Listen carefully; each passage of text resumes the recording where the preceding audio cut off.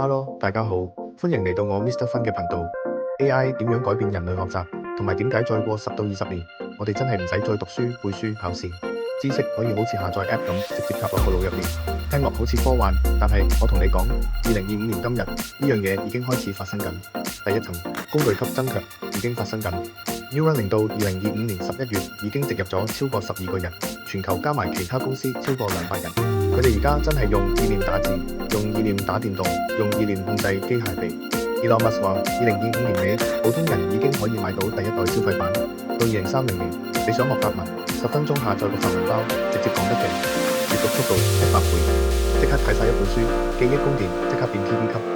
第二層生物級重編即將爆發 ，AI 加 CRISPR 已經可以精準改腦神經基因，小鼠實驗成功率85%。光遺傳學 Optogenetics 可以開關你個腦手機區域，好似開燈咁。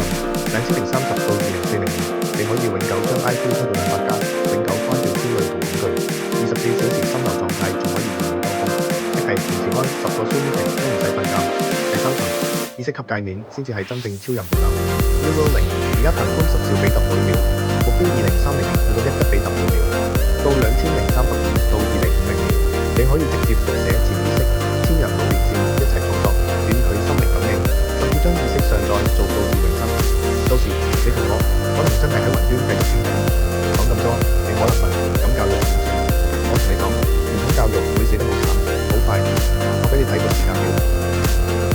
補習社2030年全部死晒。哈佛、牛津、清華、北大2040到2050，可能一係轉型做高端體驗學院，一係變歷史文物。中小學2035年後可能80關門，剩低做社交、藝術、運動、心靈成長型。咁將來學校教乜？排名由最重要到次要。1. 原創思維 AI 最難抄到嘅跳出框框能力。2. 情感智商、共情、領導力、魅力，腦機下載唔到真心。3. 極致體驗攀珠峰、深海潛水300年戀愛模擬。4. 意義創造活300年，點解唔自殺？5. 跨意識協作1000個腦連線一齊發明新物理。6. 個性同審美。7. 身體極限改造。結論一句，知識會變得同空氣一樣美麗，但有啲教育會變得比任何時代更加值錢，因為將來最值錢嘅唔係你識幾多，而係呢一排你係邊個，個性，你想做邊個，你創造到乜嘢前所未有嘅嘢，原創。但係有個最大嘅希望，當你嘅 IQ 200加，身體一樣靚，物質一樣豐富，不用擔心基本生活，不怕生病，傳統優越感全部消失，人類會唔會發癲？會唔會為咗揾刺激去做啲好變態嘅事？我預測3個極端可能性： 1. 體驗式殺戮，300歲人死都唔驚，但一直有仇人或者未體驗過殺戮嘅感覺。2. 完美犯罪，未犯過罪想挑戰 AI，為咗成就感。3. 詐騙及黑客泛濫，人工智能造就更加多機會。世界永遠都會有不同等嘅存在，所以解決方法只有一個，將來必須將心靈教育變成最嚴格嘅篩選，可能會有個人嘅指數用1,000寫入你身份證，低分嘅人限制用高級腦機，限制連火星，甚至限制生育。